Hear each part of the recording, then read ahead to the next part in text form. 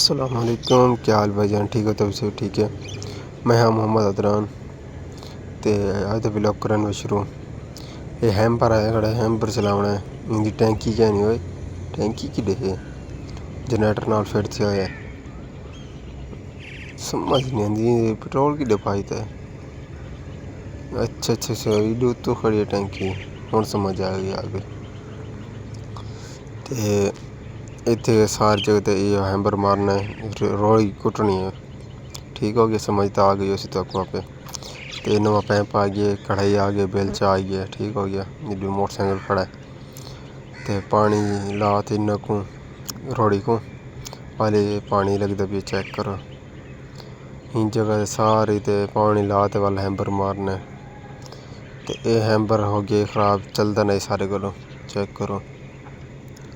ਉਹ ਹੁਣ ਵਾਪਸ ਦੇ ਤੇ ਇਹ ਹੈਂਬਰ ਲੈ ਆਏ ਆ, ਇਹ ਚੱਲਦਾ ਪਿਆ VIP ਕਾਰ ਤੇ। ਠੀਕ ਹੋ ਗਿਆ।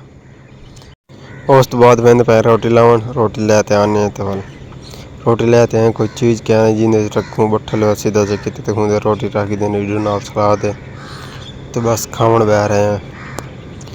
ठीक हो गया,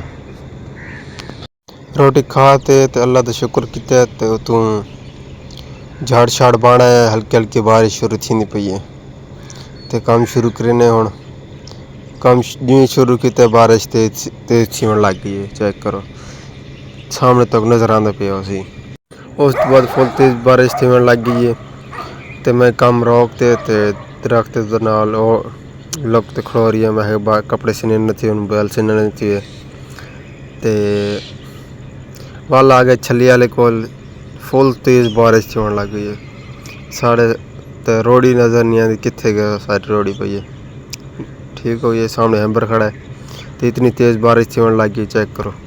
उस तो बाद एक कार होनी पई तो पानी का बारिश का अंदाज़ा ला सकते हो खुद भी कितनी बारिश है। चेक करो, हाली तो ऊंची जगह तो दी ना, जिक्की जगह तो होनी पई है। देखो फुल बोड़ गई है, मतलब कि टायर शायर बोड़ गए। ठीक हो गया, बड़ी औखी कर दी इत्थों निकली है कार भी। तो तुस आप अंदाज़ा ला सकते कितनी तेज़ बारिश है। ठीक हो गया, इडू वाला पानी इन्ना आंदा पिया, इडू वाला इन्ना वेंदा पिया। सामने जवान छतरी चाहिए आंदा तो मोटरसाइकिल रिप ही आंदा। उस तो बाद सारा मोटरसाइकिल खराब थी गया। वाला इलैक्ट्रीशियन को आए इतने गिर इंदे कोल तो रश ही रश लग गई है जिमें बारिश रुकी है। उस तो बाद आए वाला हैम्बर चलाया, हैम्बर जरी खराब है वो सैट कार खोलते चलाया। ठीक हो गया, एक चलाते बस वाल सारे छुट्टी का टाइम ही थी गए। देखो हैम्पर को पानी दे विच चलाई खड़े, चेक करो बड़ा औखा चलता पिया हैम्पर भी।